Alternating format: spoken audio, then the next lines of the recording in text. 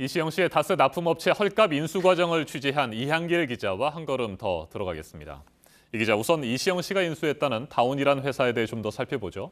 네, 다온은 자동차 부품 중에서 시트 레일을 만드는 회사입니다.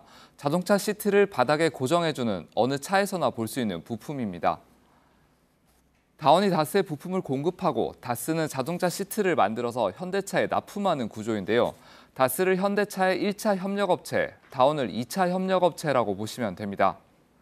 다온은 2003년만 해도 매출 140억 원대, 영업이익 2억 원이 안 되는 작은 기업이었습니다. 그런데 이후 10년 만에 매출은 600억 원대, 영업이익은 꾸준히 14억 원대를 기록합니다. 다스가 급성장하면서 다온도 따라서 성장한 겁니다. 그런데 그렇게 잘 나가던 회사가 지난해 갑자기 실적이 곤두박질 쳤다는 겁니까? 네, 다온의 연도별 영업이익을 한번 보시죠. 4년 연속 10억 원 이상 영업이익을 내던 건실한 회사가 지난해 갑자기 34억 원의 적자를 냅니다. 적자 규모가 3년치 영업이익과 맞먹습니다. 그리고 마침 대규모 적자가 난 그 해에 이시영 씨가 대주주로 있는 SM이라는 작은 회사에 100여만 원에 팔린 겁니다.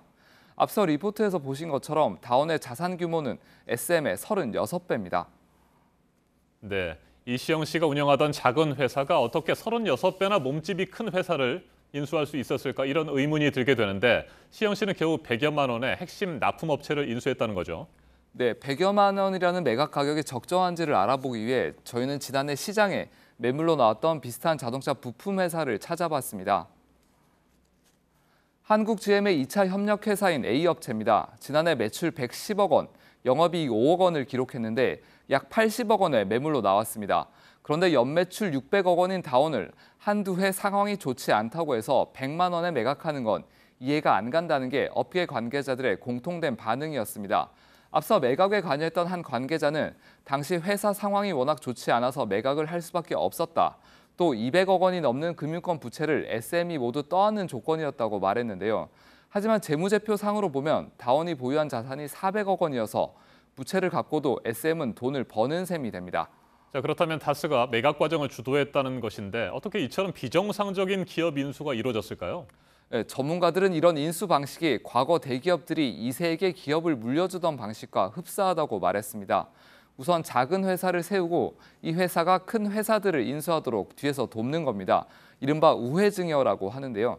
같은 맥락에서 다온이 지난해 인수 직전 큰 적자를 본 것도 매각 가격을 낮춰서 특정인에게 알짜 기업을 싸게 넘기려 했던 게 아니냐, 이런 의혹이 제기되고 있습니다.